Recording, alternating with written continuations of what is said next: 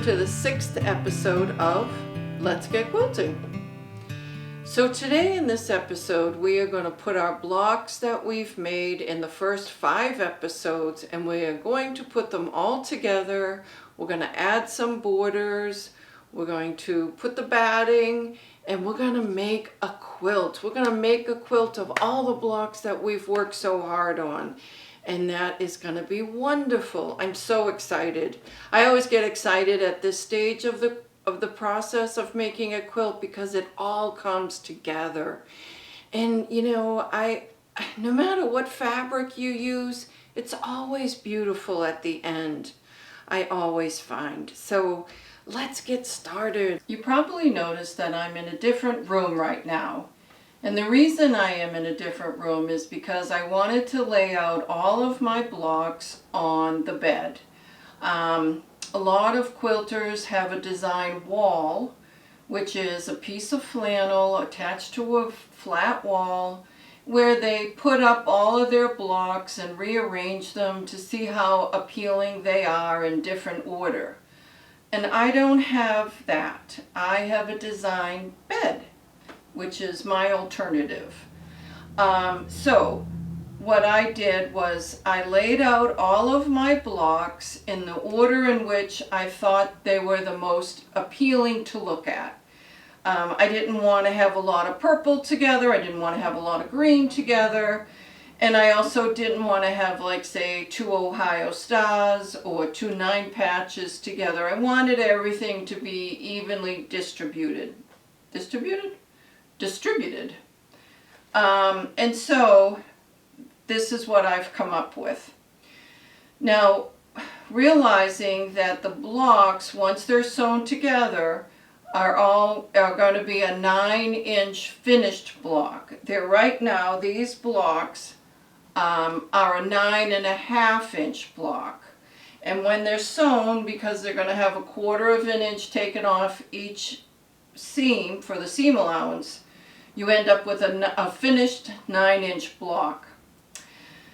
I ended up with making 35 blocks, and so they're 5 across, and 7 down made the 35. So when I finish the body of the quilt, it will measure 45 by 63, and that's all fine because that's just the body, and then we'll talk about the borders in a few minutes. So I've gone ahead and I've sewn 4 of the rows together, and now I just have to sew the last 3 strips together and then put them on here. So what I usually do is I'll sew 2 strips and then I'll sew those 2 strips into the rows and then so on and so forth as I move along. That way I'm not doing them all at once. I kind of try to break it up, so it's just something I got in the habit of doing. So I'm going to go ahead and sew the rest of these 3 strips together. And then when I iron them, I will iron the in-between blocks. So when I sew these 2 blocks together, I am going to iron them so the seam is open. After I finish laying out all my blocks, whether I'm following a pattern design or just this type of thing where we've just made blocks and now we're going to put them all together, I don't want the orientation of the strips when I'm sewing them to get out of sequence. And so in order for that not to happen, I usually pin the blocks that I'm going to sew, I'll pin them together I'll just pin them together, and this is where I need to make the seam. And I'll do that, so now I have 2 of them. I know that this one I have to sew, this one I have to sew the seam, and then the 5th one on this one, this will come afterwards. I'll put these 2 together, and then I'll put the 5th block on the strip. In order for the strips not to get out of order, because that easily can happen, you know, I may have more than 7 strips to make. And in order for the strips not to get out of order, I usually label them. Now this one I've labeled as number 2. So this is, oops, this is the second strip. Okay, I also have a number 1 strip.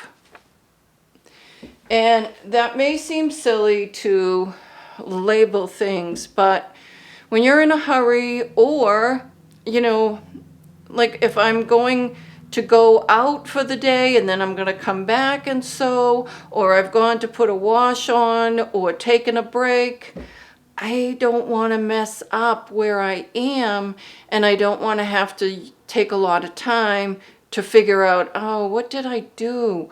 So I make little notes to myself, and that way I have everything where I need it to be. So once I get these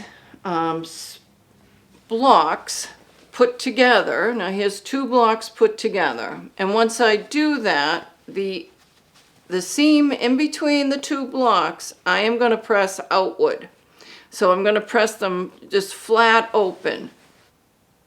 And the reason I'm going to do that is so that we can eliminate some of the bulk, because there's a lot of seams in this particular, all these blocks together. And so I want to eliminate that, because when we go to quilt it, I don't want to have a lot of bumps. We can only hope. I have my last 3 strips sewn together. 1, 2, and 3. And now I am going to sew these strips into rows, being careful to line up my seams of each block. And in this instance, I will pin my seams together. So I'll make sure that my seams are together, and I'll put a pin, and I'll make sure that all of the blocks line up together. So here it is. The middle of the quilt is done. 5 rows across, 7 rows down. We're all set to put our borders on. So what I had done was, when I sewed the blocks together in the individual strips, I pressed the seams open. And when I sewed the rows together, I also pressed the seams open. There is an awful lot of bulk. There is a lot of seams meeting seams, and so just be careful when you go to sew slowly so that you can get over those bumps. There's nothing we can do about that. But the next part of this is organizing or deciding what color borders that I want to put on. So that's what I'm going to do now. The first thing that I do when I'm making my borders or deciding what fabric to put in my borders, certainly the first is how much of the fabric I have left over. So on this particular quilt, the purple that we used, I had very little left. So I decided that I was going to make a 2.5-inch strip. So I've cut the strips 3 inches, and that'll give me a 2.5-inch border. So that's going to be my first border. And then after that, I'm going to audition what are the other colors to come next, and I'll show you how I do that. So once I have my first border on, which is the purple, the next one that I'm going to audition is it's the white with a little bit of silver in it. It's very pretty. And then I think I'll put that next to it. And I think that looks nice. And then the next one that I'll put is our green. And that's going to be a thinner border.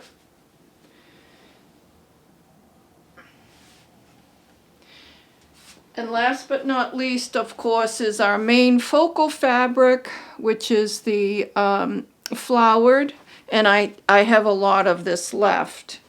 And that'll be a very wide border. So it'll go something like that. I've gone ahead and cut out all of my strips for my borders. And so what we have here are my purple and white, where I cut 3 inches, so they will be a 2.5 inch border apiece. My green I cut a 2-inch strip, so that'll be a 1.5 inch border. And I have 2 sizes for the flowered material. On the sides, I am going to use a 6-inch strip, so that'll give me a 5.5 inch wide border. And on the top and bottom, I'm going to use a 4-inch strip, and that'll give me a 3.5 inch border. The reason I'm doing this is because I don't need the height on the lengthwise part of the quilt. I just need it to be a little bit wider. So sometimes, even if I'm following a pattern, I will change the border measurements so that it will fit better into what I want to use it for. Most of them are going to be bed quilts. So after I cut out all of the strips, the other thing that I did was I cut off all of the salvages. And this is the salvage. Okay, that's it. Right here. This white piece is the salvage. So I lined it up on the grid as we've done before and just cut off the salvage. And then that way, when I go to put my 2 strips together, right sides together, always, I don't have the salvage, and I can go ahead and just sew these 2 strips together. Oh, obviously after lining them up. There you go. I've gone ahead and put the first border on. So the first border I put on lengthwise. So here it is, all on lengthwise. Okay.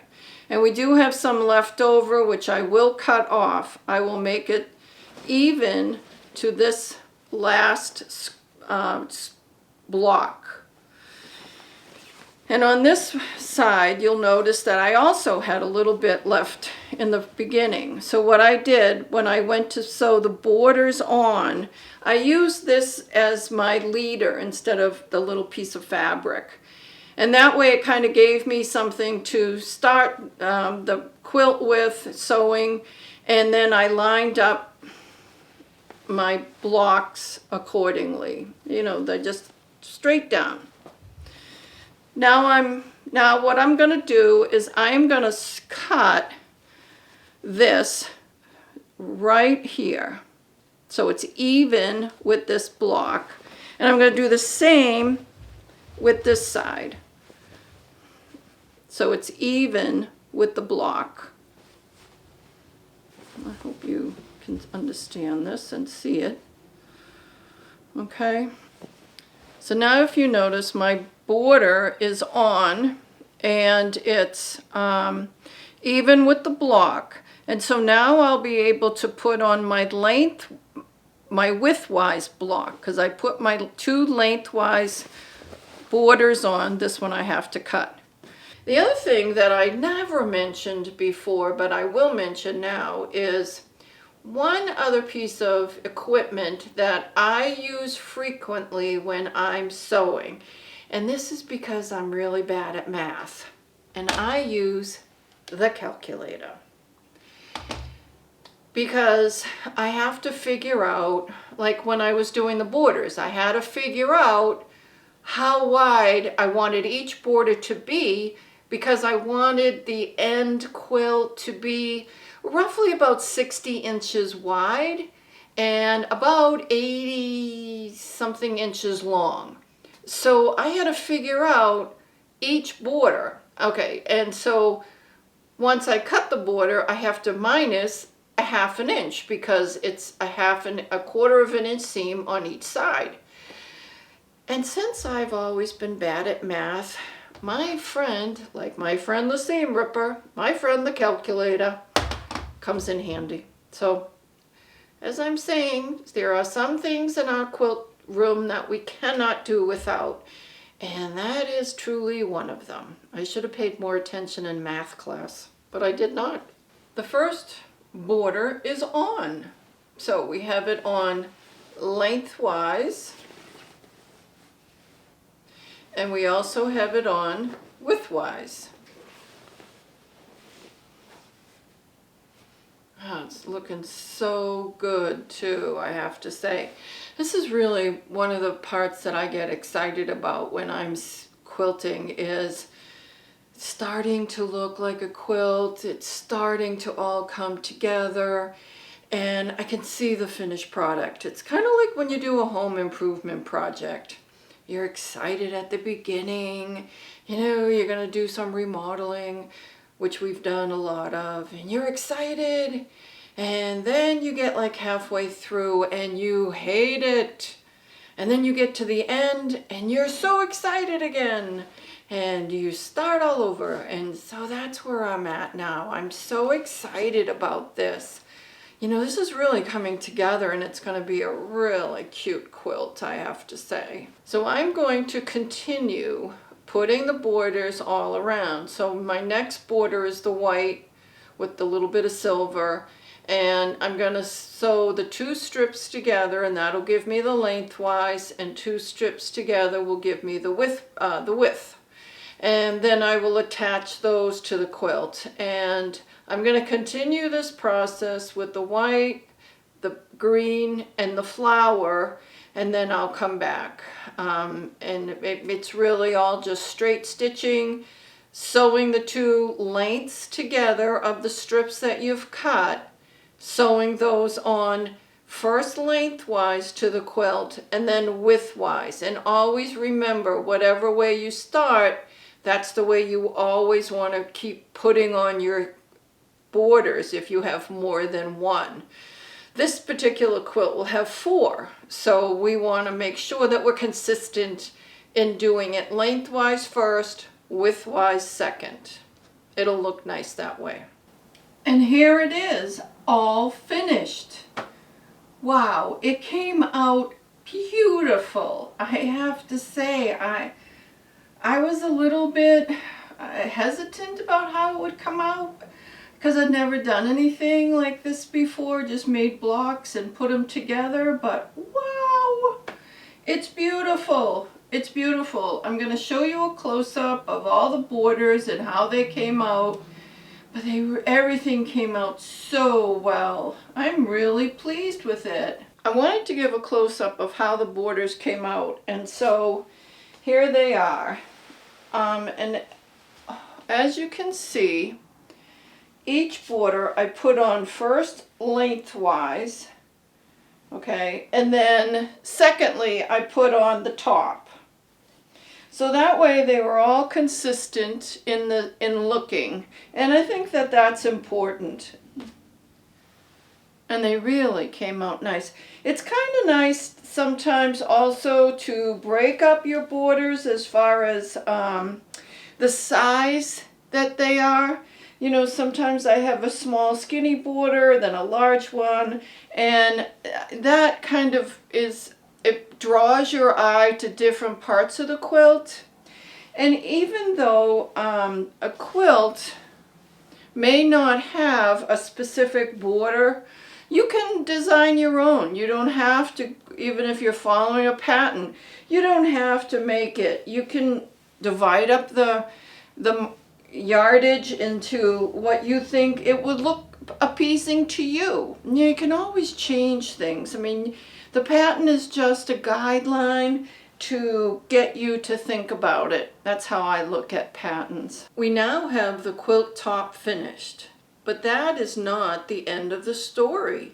We now have to put the 3 layers together, the quilt top, the batting, and the backing. We put all of those together, we sandwich them together, and we quilt it and bind it, and then it's a finished quilt. So Let's talk each step individually. The first thing I'll talk about is the batting. Now at the end of episode 5, I kind of talked briefly about batting.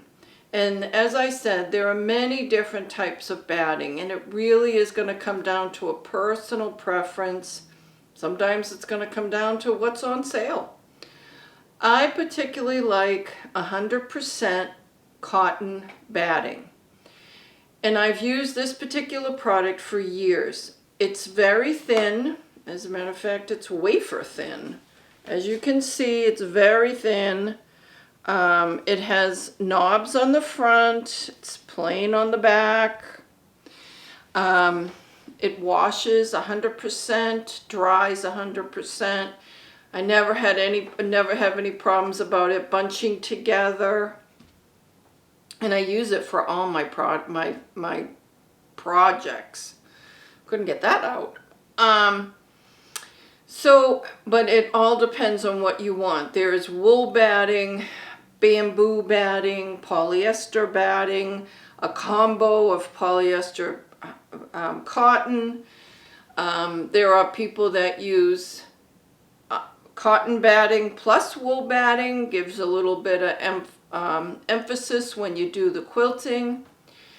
There's also different widths of batting. And there's low loft, which is this, what I use, very, very low loft, or high loft, which you've seen. It makes, a huge, thick quilt. It's gonna, after years of experience for me, this quilter, this is the product I use exclusively. And I can normally find it on sale, as I usually buy it by a whole roll of it. And then that way I always have it. Doesn't ever go bad. So the other thing that we'll talk about now is the backing. Now the backing can be done in a number of ways. You can buy 108 inches wide material that is made exclusively for backing. So all you'd have is just one strip that you'd have to measure and cut, and your back is done. I don't take the easy way out. I tend to piece my backings. In how I say that is, I buy fabric that's on sale. Normally I'll go to a quilt store and I will go to the sale rack, and there's usually bolts and bolts on sale. Just material that they just couldn't get rid of, or they have at the end of the bolt. And it's usually $5 to $7 a yard, which is significantly lower than the yardage. So the price per yard. So I usually go there. I buy material that's on sale and I piece my backing. And when I say piece, I just put pieces together. Now I probably will have a piece long enough for the length of this quilt, but I won't have it for the width. So I'll have to put at least 2 pieces together, or maybe I'll put 2 or 3 pieces together to equal the length and the width. When I say piece it, I don't mean piece it like the top of the quilt. I mean just, they're in just chunks. So I will get the backing done, and then I will show you it, and then I'll show you the 3 layers together, and then we'll talk about how to quilt it. I've gone ahead and put my backing together, and as it turns out, I had 2 lengths that were long enough for my quilt, and I just put 2 pieces of fabric together for the entire length. So this is what I ended up with. It's just 2 lengths of fabric, all just sewn right down the middle. And you can use a 1/4 inch seam to up to a 1/2 inch seam on that, because it's not as precise as putting pieces together. Now the next thing that we will talk about is the quilting. Once I have all 3 layers together, I'm ready to quilt. Now there are many ways to quilt a quilt. You can hand quilt it, you can tie it, you can do it on your quilt it on your domestic machine, and then you could send it out to a long armor and have it quilted.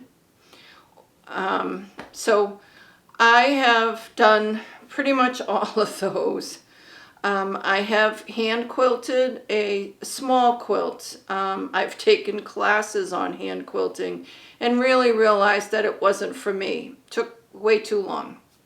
I have tied my quilts together in that I have used 2 pieces of embroidery thread, and you tie all 3 layers together. You do it 6 inches apart all around your quilt. Just go through all 3 layers with a needle, bring it up to the top, tie it a few times to knot it, and then cut off the excess. And years ago, that's how we used to do it.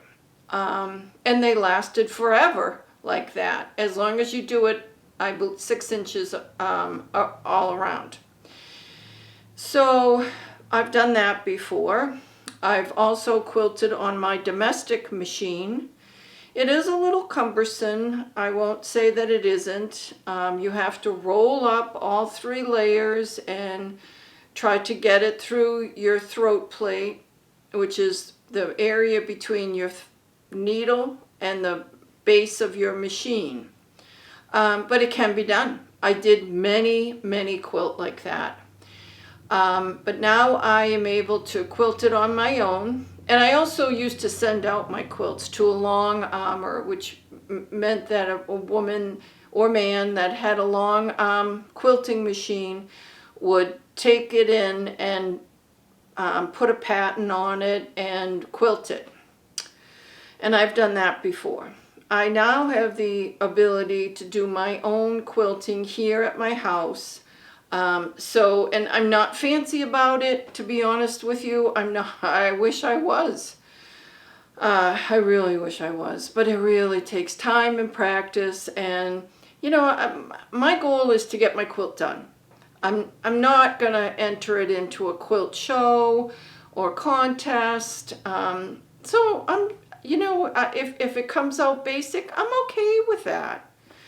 So I am going to now load all my 3 pieces together, and then I'm going to quilt it, and then we're going to come back and put the binding on, and we'll talk about how to make the binding, because that's important too.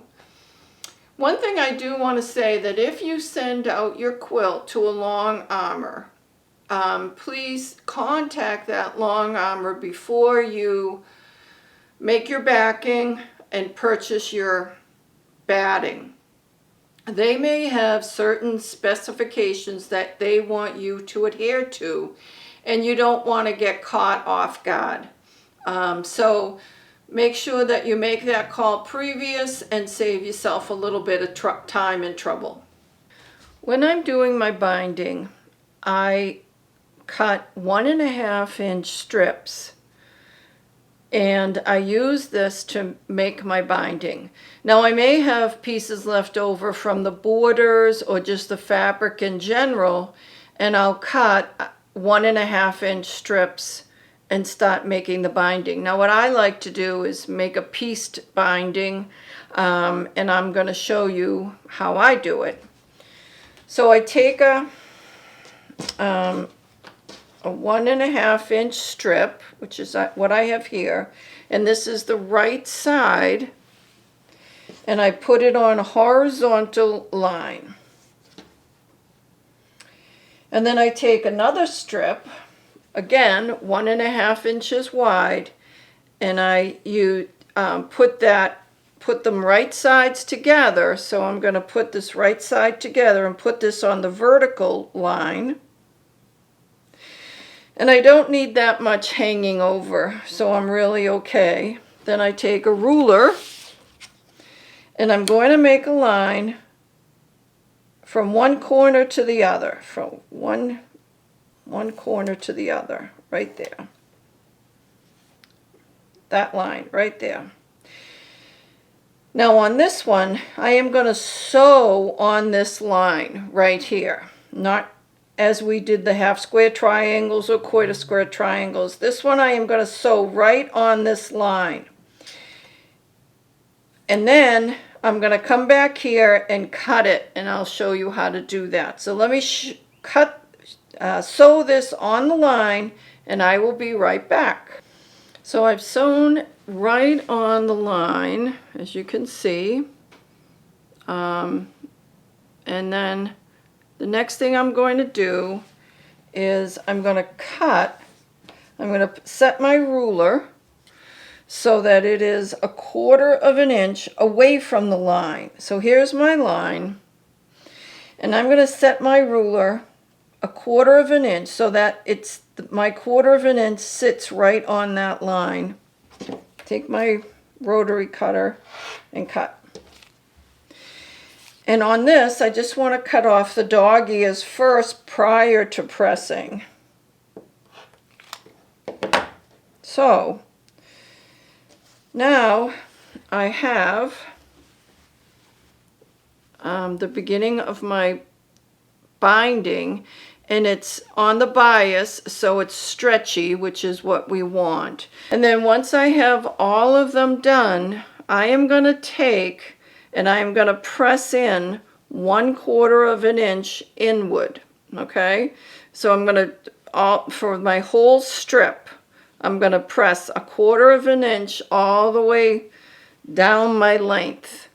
My quilt is all quilted. Yay! Hallelujah! And now the last and final step is the binding. So I've made the binding. I've put all my strips together. I used it, the different colors from the quilts.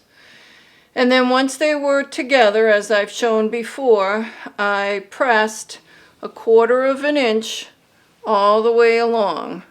So it's 1/4 of an inch seam all the way along. Just press it, you don't have to sew it. And on the seams, I've sewed them open. So now I'm going to show you how to attach it, and we will be done.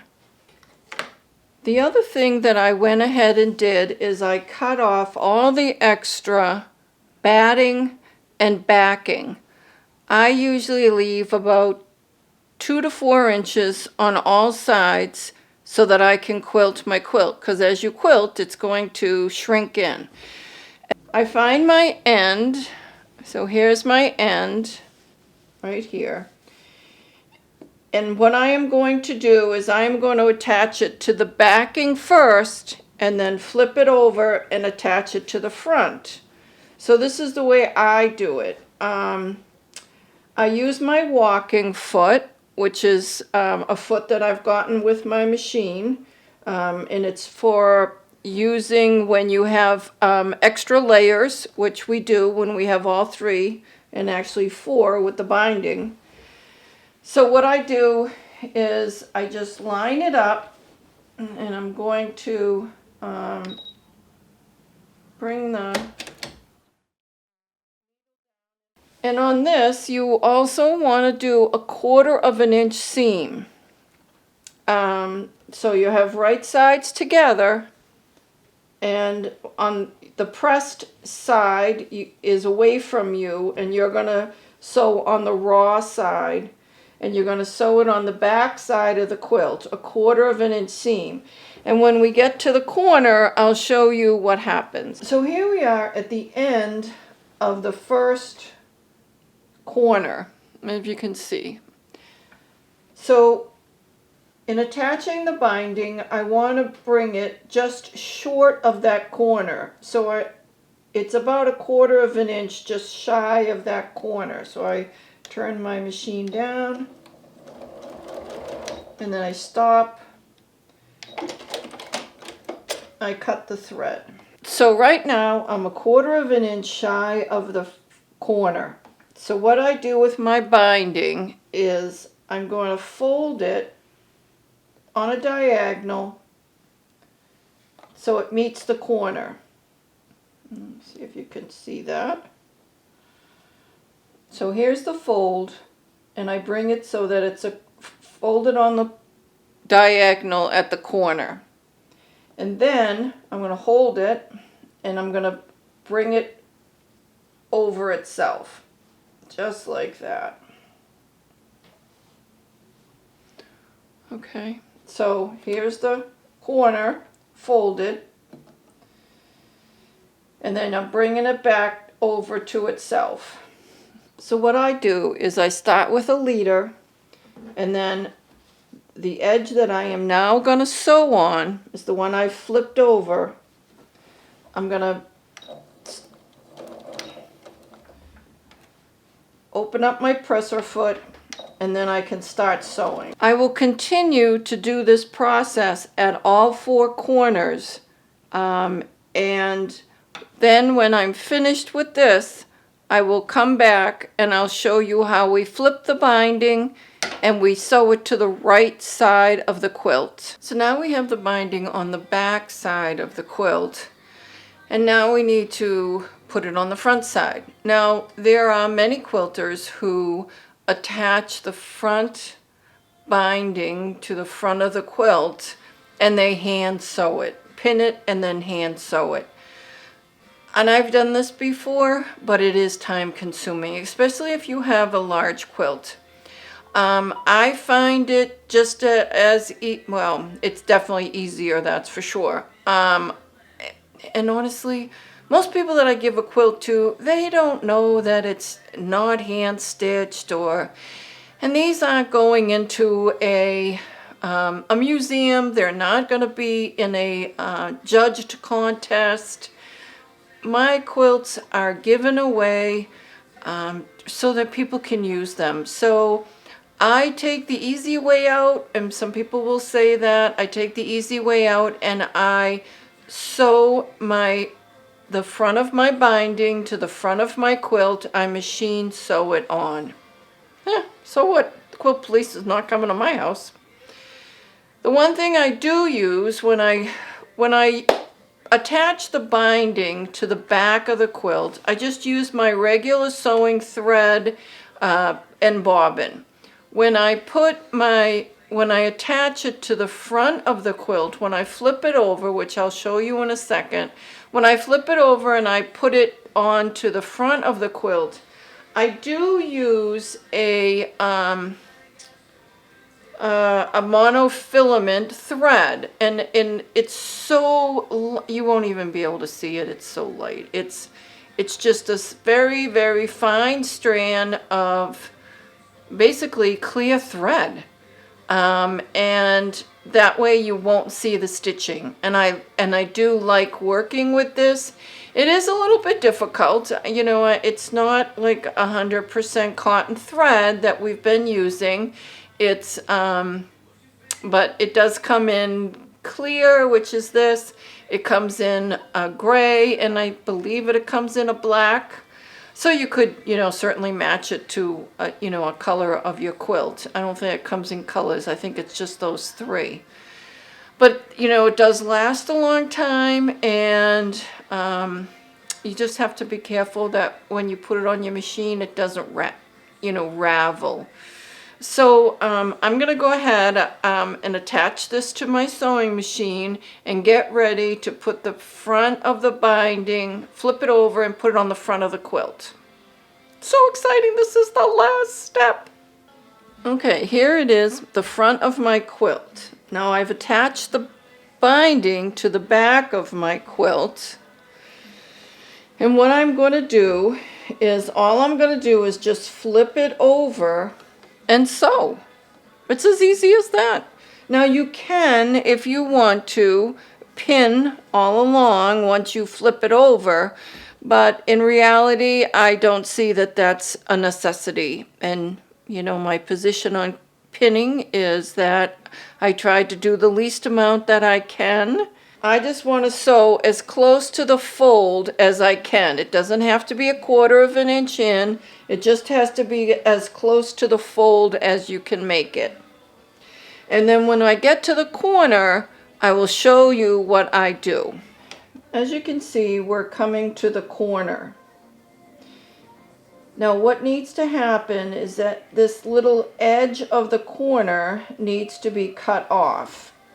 So as you remember, we sort of folded the fabric over when we put it on the back side of the quilt. And this little piece right here, so if this little piece right here, just this little like triangle edge, just needs to snip off so that it will lay flatter. So I'm just going to snip that off. And then what I do is I turn my machine down low and I bring these two pieces, so this is the top piece, and then the second piece I just flip it over so it makes a nice mitered corner. It's a very nice corner. Let me see if I can get that so that you can really see it. So that's what we're looking for, that little corner right there. So I'm just going to go slow. I'm going to make sure that I grab that corner, 1 or 2 stitches, and then I'm going to turn my quilt,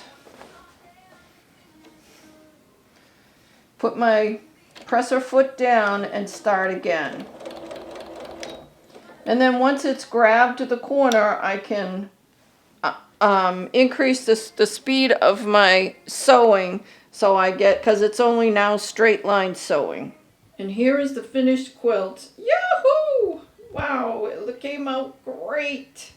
I'm going to show you some of the quilting.